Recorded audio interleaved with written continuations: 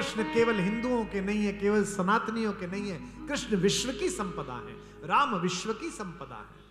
ये आज नया देश कैसा बन रहा है, पत्रकार बैठे हो, हम हर बात पर आपत्ति कर रहे हैं। जिस वंदे मातरम को गाकर हिंदू और मुसलमानों ने इस पराधीन देश की लड़ाई लड़ी, स्वाधीनता के बाद उसी वंदे मातरम को गाने में कुछ विशेष लोगों को कष्ट हो रहा है। वो हैदराबाद में बैठ के कहते हैं कि वंदे मातरम नहीं गाएंगे। आश्चर्य है, ये जहर का बीज किसने बोया है मुझे पता नहीं। कृष्ण प्रेम के मनोविज्ञान के सबसे बड़े पंडित हैं। वे मनुष्य के मन को सबसे अच्छा समझते हैं। छोटे हैं, अभी 12 साल के हैं और खेल रहे हैं वृंदावन में, गोकुल में। बरसाने से कुछ लड़कियां खेलने के लिए आई हैं। उनमें पहली बार एक गोरे रंग की अत्यंत मनोहर किशोरी जी के दर्शन उन्हें हुए हैं। हमारे यहां लोग कहते हैं ना, love at the first sight. जगत के नियंता ने अपनी आद्या शक्ति को, चेतना को दोबारा देखा है। जानकी जी पुनः प्रकट हुई है इस बार किशोरी जी के रूप में। हमारा जन्मांध कवि सूर इस प्रेम को देख रहा है अंतर की आंखों से। जितने नए बच्चे सुनने के लिए आए हो, जो युवा सुनने आए हो, वे अपने अपने श्याम से सीख सकते हैं कि अपरिचित प्रेम से परिचय कैसे करना है।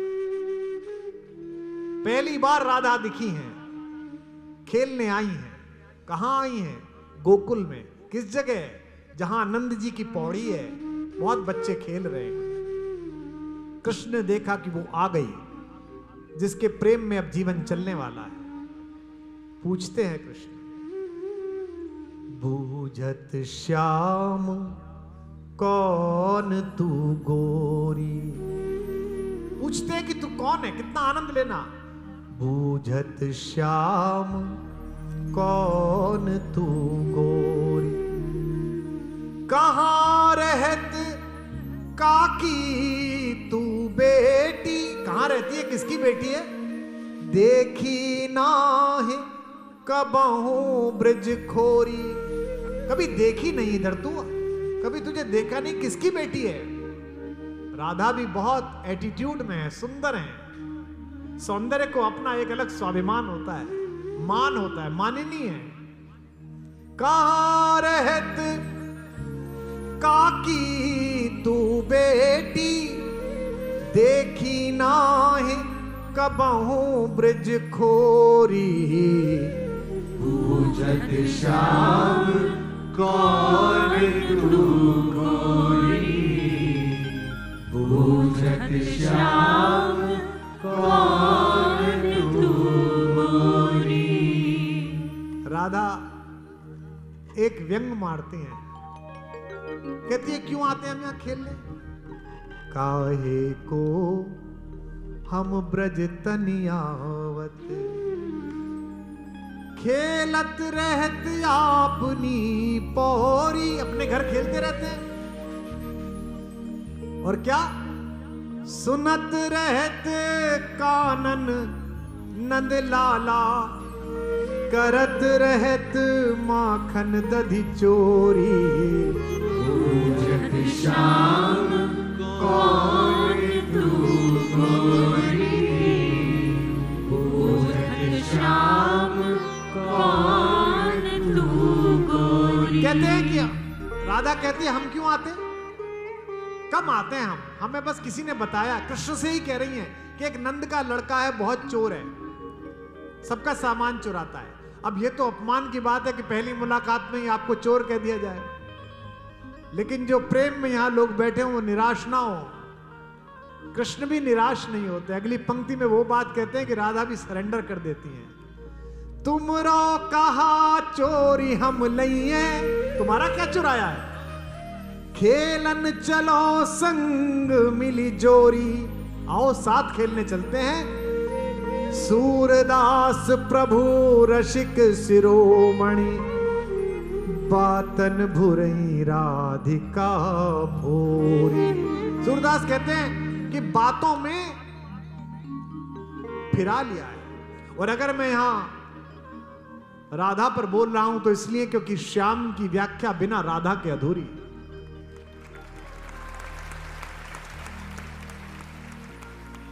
आज से वर्षों पूर्व जन्माष्टमी पर मेरी मां व्रत रखे हुई थी और पंजीरी बना रही थी। आप क्या बनती है जन्माष्टमी में पंजीरी? तो मां पंजीरी बना रही थी तो मैंने कहा कि वैसे ही जैसे बच्चे कहते हैं ना कि ला मां चखा दे कैसी है। तो उसने पास में एक पंखा रख रखा था हाथ का, वो उठा के मेरे हाथ पे मारा के जुच व्रत के बाद खाएंगे, ऐसे नहीं खाते, भगवान का भोग लगेगा पहले। अरे मैंने कहा खिला दे, हम भी भगवान ही है, हमारे अंदर भी तो कृष्ण है।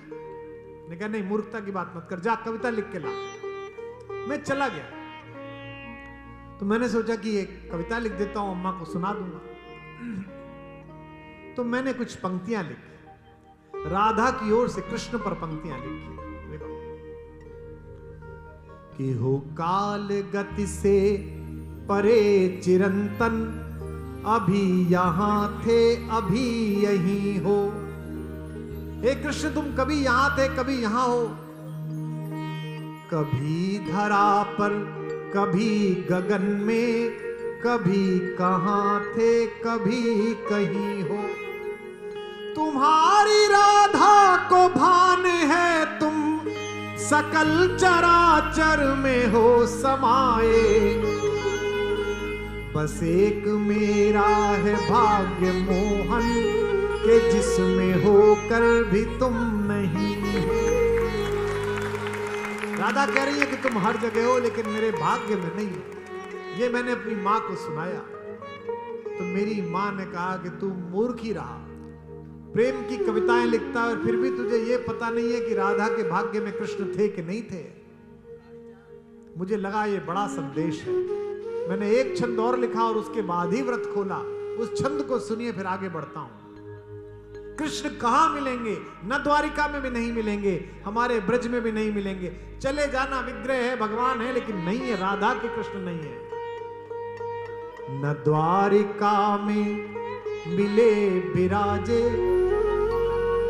बिरज की गलियों में भी नहीं हो।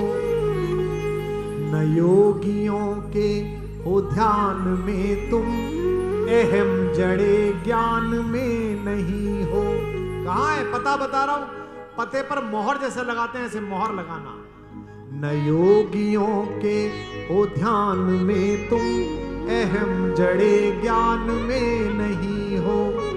तुम्हें ये जग ढूंढता है मोहन, मगर इसे ये खबर नहीं है, बस एक मेरा है भाग्य मोहन, अगर कहीं हो तो तुम यहीं हो। अगर कृष्ण को समझना है तो बिना राधा को समझे कृष्ण को नहीं समझा जा सकता।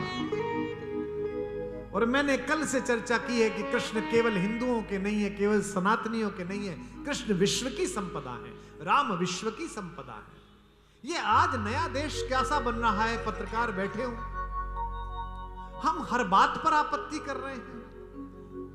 जिस वंदे मातरम को गाकर हिंदू और मुसलमानों ने इस पराधीन देश की लड़ाई लड़ी, स्वाधीनता के बाद उसी वंदे मातरम को गाने में कुछ विशेष लोगों को कष्ट हो रहा है। वो हैदराबाद में बैठ के कहते हैं कि वंदे मातरम नहीं गाएंगे। आश्चर्य है, ये जहर का बीज किसने बोया है मुझे पता नहीं। 1952 में जागृति फिल्म आई थी, पुराने लोग बैठे हैं, हमने सबने स्कूल में वो गीत गाया था। आओ बच्चों तुम्हें दिखाएं झांकी हिंदुस्तान की। किसने नहीं सुना? आप सबने सुना है। उसमें किसी को आपत्ति नहीं हुई, पूरे देश में एक व्यक्ति बाहर नहीं आया कि इसमें हमारे एक बड़े आदमी का अपमान किया है। सबने माना कि छत्रपति शिवाजी महान थे, महाराणा प्रताप महान थे, किसी ने नहीं कहा, हम सबने गाया। उस फिल्म में मुमताज बेगम नाम की एक मुसलमान हीरोइन ने काम किया। उस फिल्म में जो छोटा बच्चा मास्टर रतन बना है, जो बाद में पाकिस्तान चला गया था 1956 में, वहां की नागरिकता ले ली थी उसके मां बाप ने। उसके बाद भी गीत हम सब ने सुना, यह देखो ये राज मराठा, यहां शिवाजी डोला था, मुगलों की ताकत को उसने तलवारों पर तोला था, हर पत्थर पर आग लगी थी, हर पत्थर एक शोला था, बोली हर हर महादेव की, बच्चा बच्चा बोला था, वीर शिवाजी ने रखी थी मान हमारे मान की, इस मिट्टी को नमन करो ये धरती है। सबने कहा,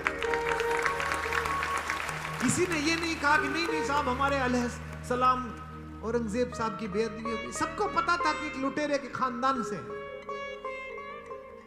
अकबर के खिलाफ, अकबर के अत्याचार के खिलाफ, वर्चस्ववाद के खिलाफ एक शेर की दहाड़, एक सिंह की दहाड़ जो राजपुताना में उठी थी, उस पर कवि ने कहा था, यह देखो ये राजपुताना नाज इसे तलवारों पर, इसने सारा जीवन ढाला बरछी ढाल कृपाणों पर, यह प्रताप का वतन पला है आजादी के नारों पर, कूद पड़ी थी यहां हजारों पद्मिनियां अंगारों पर, यहां लगाई बहनों ने भी बाजी अपनी जान की, इस मिट्टी को नमन करो ये मिट्टी है बलिदान।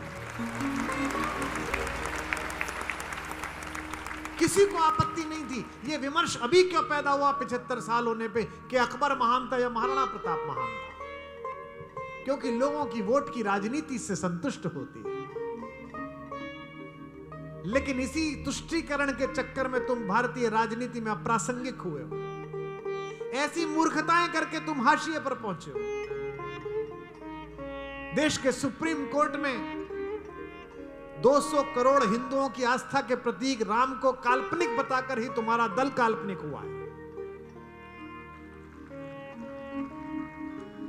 तुम्हें यह समझना पड़ेगा कि राम कृष्ण भारत की साझी विरासत के अग्रदूत हैं।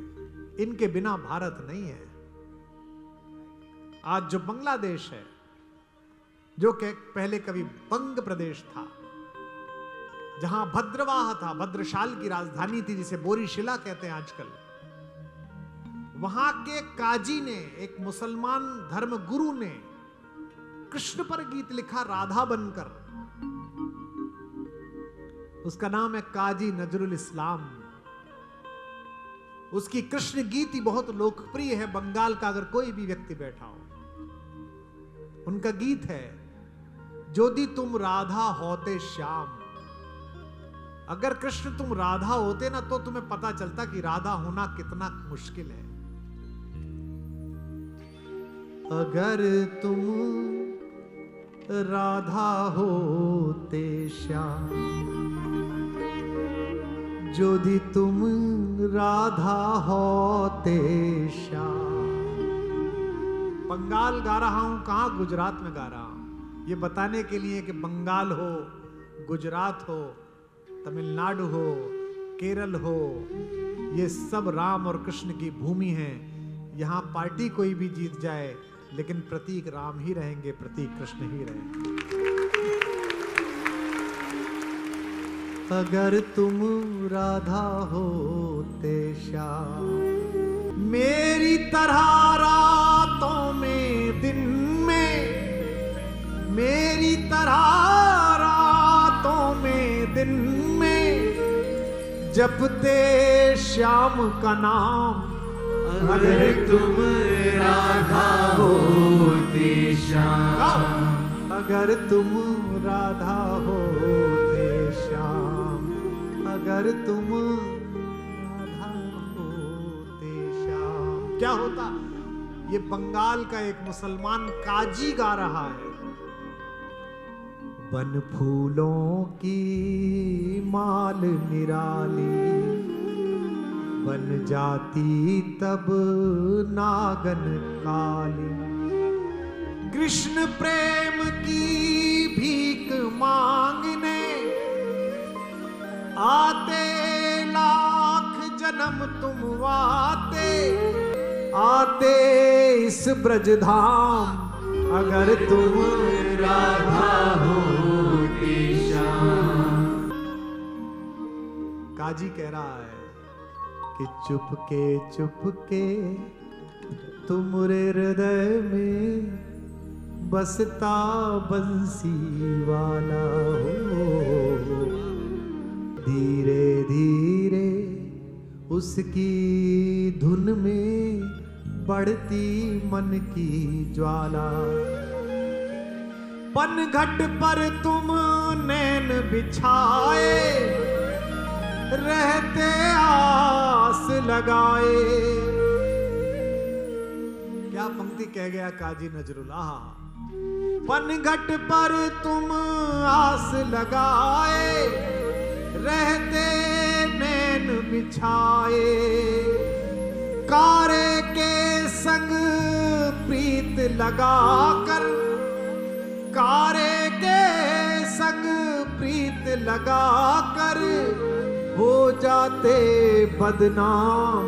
अगर तुम राधा होती श्याम। बोल बाके बिहारी लाल की